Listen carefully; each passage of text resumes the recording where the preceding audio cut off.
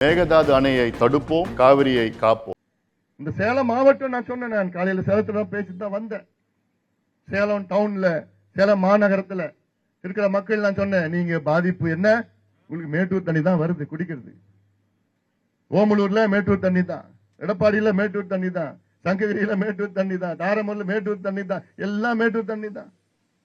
இது ஒண்ணு. ரெண்டாவது, மேட்டூர் உபரி நீர் திட்டம் நின்று போயிடும். கஷ்டப்பட்டு சண்டை போட்டு போராடி 30 ஆண்டுகள் போராடி பெற்ற மேட்டூர் உபரிநீர் திட்டம் கடந்த எடப்பாடி அவர்கள் ஆட்சியில கொண்டு வந்த திட்டம். 100 ஏரி, ஆனா இன்னைக்கு 57 ஏரிக்கு தான் போகுது. 43 கொடுக்க மாட்டான். ஏன் கொடுக்கலன்னா இது அண்ணாதிமுக கொண்டு வந்தாங்க. 5 வருஷமா கிடப்புல போட்டான். அந்த திட்டமும் ரத்தாகும். இந்த டவுன்ல குடிநீர் இருக்கா, தண்ணி இருக்கா. ஆக இதை நாம் இன்று மிகப்பெரிய ஒரு நம்முடைய பிரச்சனை. இன்னைக்கு பார்த்தா மீடியால பார்த்தா இவங்க அங்க சேர்ந்தாங்க, அவங்க இங்க சேர்ந்தாங்க தான் செய்தி. இதெல்லாம் செய்தி கிடையாது. தலையெழுத்து, தமிழ்நாட்டு தலையெழுத்து தான். எவ்வளவு பெரிய பிரச்சனை இது. அவங்க துடிச்சிட்டு இருக்கிறாங்க. அவங்க எல்லாம் ஒன்னா சேர்ந்து இருக்கிறாங்க. மத்தியில யார் ஆட்சி வந்தாலும் அவங்க கர்நாடகாவை தான் சப்போர்ட் பண்ணுவாங்க.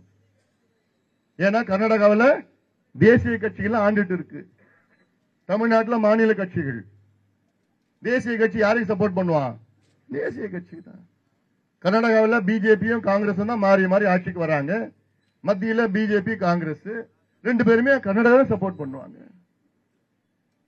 அதனால நினைச்சு பாருங்க. ஆனா உச்ச நீதிமன்றம் 2033 வரைக்கும் தீர்ப்பு கொடுத்துட்டு இப்போ கர்நாடகாவில் நீங்க டிபிஆர் தயாரிச்சுக்கீங்க. எப்படிதான் எனக்கு புரியல. எனக்கு ஒரு பக்கம் 2033 வரைக்கும் வராதீங்க. அடுத்தது என்னன்னா விரிவான திட்ட அறிக்கை இருக்கு, டிபிஆர், டீடைல் ப்ராஜெக்ட் ரிப்போர்ட்.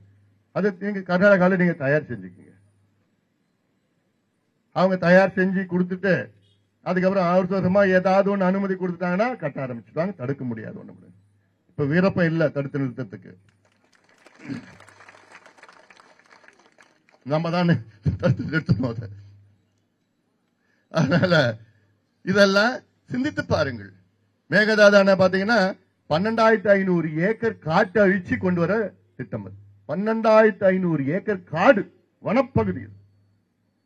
அதுல காவிரி வைல்ட் லைஃப் சாங்சுரி, வனவிலங்கு, காவிரி வனவிலங்கு சரணாலயம், புலிகள் சரணாலயம், யானைகள் சரணாலயம், எத்தனையோ வனவிலங்குகள், கரடிகள் இருக்கு, 4 கொம்பு மான்கள் இருக்கு.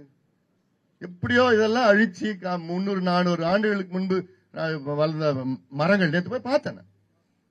பில்டிகுண்டில் அவ்வளோ பெரிய மரம், 300 வயசு மரம், எல்லாமே போயிடும். காட்டுல தண்ணியில அடிச்சிட்டு போவோம். அப்போ காடு அழிச்சிட்டு நம்ம மழை எங்க வரப்போகுது? அவ்வளவுதான், முடிஞ்சு போச்சு. ஏற்கனவே மழை இல்ல. இந்த எல் நினோ எஃபெக்ட்னு சொன்னாங்க இந்த வருஷம். இது ஒரு 7-8 ஆண்டுகளுக்கு ஒரு முறை வரும். இதுக்கு குளோபல் வார்மிங், கிளைமேட் சேஞ்ச், காலநிலை மாற்றம், பருவநிலை மாற்றம், ஏகப்பட்ட பிரச்சனை. அது ஒரு பக்கம். இந்த வருஷம் இன்னும் ஒரு 1.5 வருஷம் இருக்கும். இந்த எல் நினோ என்ன, தண்ணீர் இல்ல. தென்மேற்கு பருவம் கிட்டத்தட்ட 96% டெபிசிட் சொல்றாங்க. வரல தண்ணி. ஜூலை மாசம் எல்லாம் அப்படியே தண்ணி ஓடிட்டு இருக்கணும். ஒன்றும் இல்ல.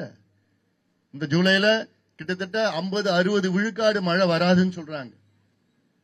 அப்போ இந்த இப்படி இருக்கிற நிலையில அவங்க டேம் கட்டி வர தண்ணியை நிறுத்திட்டாங்கன்னா என்ன பண்ணுவீங்க? என்ன நம்ம பண்ணுவோம்?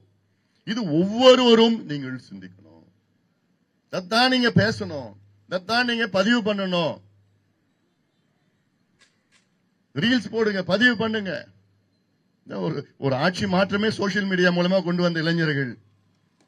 இந்த மேகதாது அணையை உங்களால தடுத்து நிறுத்த முடியாதா? தடுத்து நிறுத்துங்க.